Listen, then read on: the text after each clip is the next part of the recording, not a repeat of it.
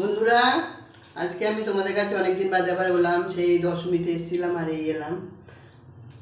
আমার সব বন্ধুদেরকে জানাই আজ কোজাগরী পূর্ণিমা, মা লক্ষ্মীর পুজোতে সবাইকে আন্তরিক প্রীতি ও শুভেচ্ছা। আর তোমাদেরকে সবার আমার নিমন্ত্রণ রইল, সবাই আসো। খিচুড়ি, বাঁধাকপি, জলপাইয়ের চাটনি আর পায়েস পরিষ্কার খাওয়া হবে। চলে এসো, তোমাদের সবার নিমন্ত্রণ। এবার চলো, আমি ঠাকুরের ভোগ বানাবো, মানে পুরো সিম্পলভাবে বানাবো, তোমরা তাড়াতাড়ি করে শিখতে পারবে, এই জন্যই আমি তাড়াতাড়ি করে করছি। প্রথমে তোমাদের আমি ডালের মাপটা দেখিয়ে দিচ্ছি। এই যে মুগ ডাল নিচ্ছি, দেখো এটা 300 গ্রামের গ্লাস।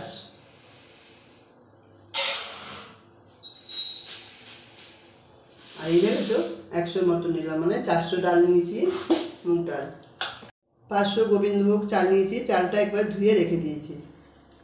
ঠাকুরের ভোগটা রান্না করতে কী কী মশলা নিয়েছি তোমাদের সঙ্গে সেটা আমি শেয়ার করছি। প্রথমে নারকেল কুড়িয়ে নিয়েছি, আদা বাটা, হলুদ গুঁড়ো, জিরের গুঁড়ো, ধনের গুঁড়ো, টাটার নুন, তেজপাতা ফোড়ন দেবো, লঙ্কা ফোড়ন দেবো, শুকনো লঙ্কা ফোড়ন দেবো, আর সাদা জিরে ফোড়ন দেবো, আর গোটা এলাচ ফোড়ন দেবো।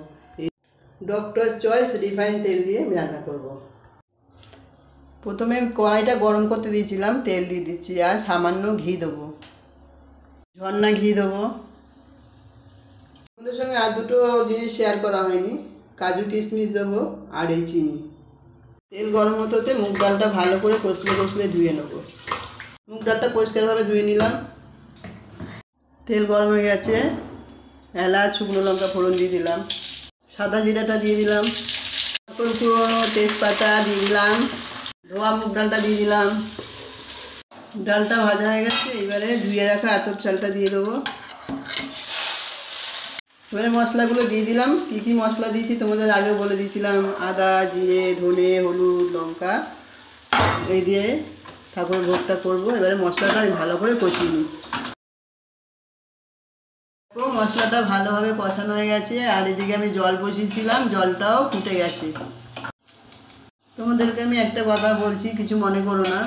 ঠাকুরের ভোগ করতে করতে কিন্তু কথা বলতে নেই, আমি তোমাদের জানানোর জন্য কথা বলছি, কিন্তু এখন আর বলবো না, তোমরা দেখে নিয়ে শিখে নিও।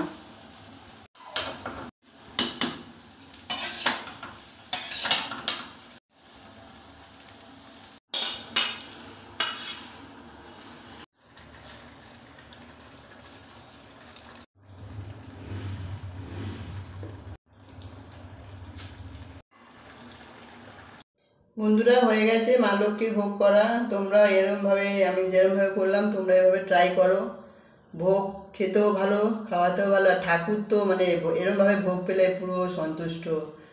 তোমরা চেষ্টা করো এরমভাবে করতে, এতে সময় তোমাদের অনেকটা বেঁচে যাবে। তাহলে আবার তোমাদের সঙ্গে পরে দেখা হবে। টাটা।